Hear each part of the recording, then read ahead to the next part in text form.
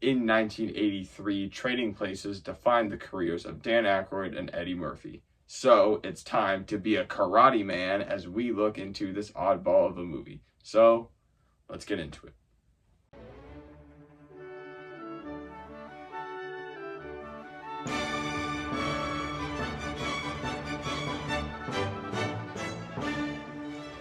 Hi, my name is Scott and I talk movies. Today we're talking about the comedy movie Trading Places, which was released in 1983.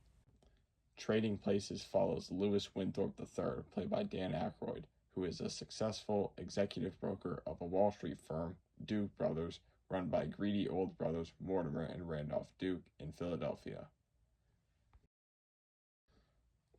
The Duke brothers make a $1 bet to prove that environment determines success. As they make a crackhead on the street, Billy Ray Valentine becomes the new Winthorpe. Billy Ray Valentine? Yes? Move it. You made bail. I did. As they frame Winthorpe for stealing from the firm to where he ends up like Valentine as he loses his job, his friends, and fiancé, hence the name Trading Places. The two end up meeting each other and realize the trouble they've gotten in and have to team up to shut down the Duke brothers once and for all, making this a funny comedy classic from the 80s. Trading Places is one of those movies that can shift from depressing to funny within a snap of a finger.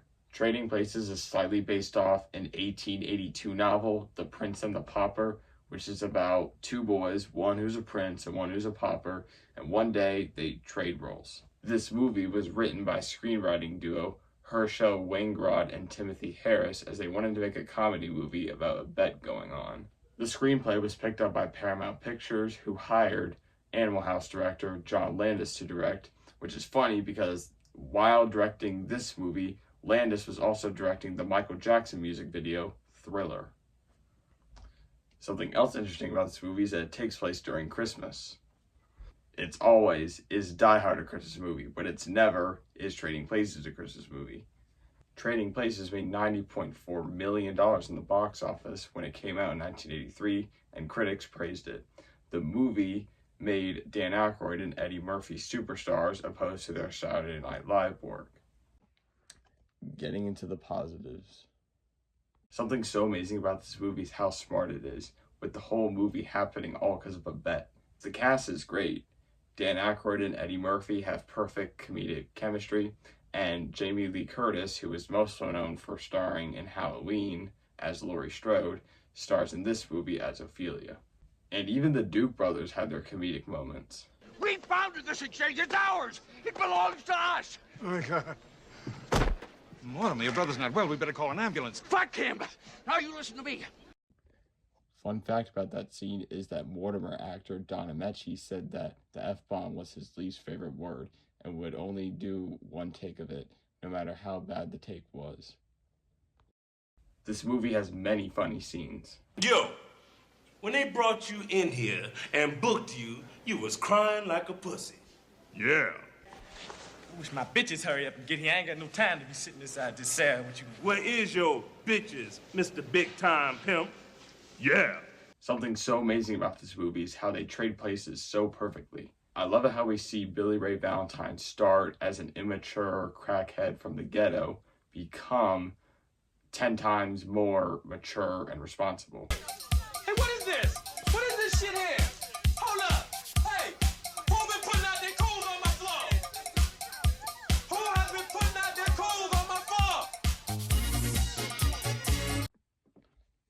And the opposite goes for Louis, as we see him start as a rich dude who's about to get married, become a desperate man on the streets who ends up being a drunk Santa Claus. All because of $1. This movie is also known for having the widest scene in movie history. Zedekiah, my friend, we're brothers to the end. This movie is just fun entertainment from start to finish and has many jokes that land and will leave you laughing. But that does lead me to my negatives, as there are a few jokes that don't really land in 2026 standards. And if you've seen the movie, you know exactly what I'm talking about with this picture right here. Yeah. But that's pretty much all I have to say that's bad about the movie, as there's pretty much no bad part of the movie. The funny farm goes to Billy Ray Valentine kicking everyone out of the mansion.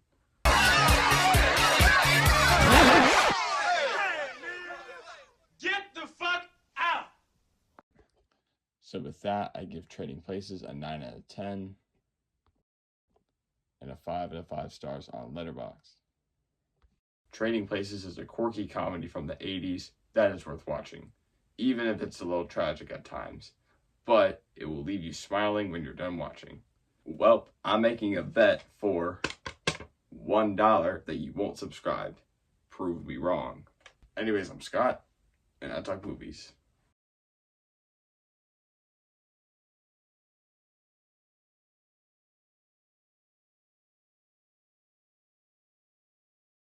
It was the Dukes. It was the Dukes.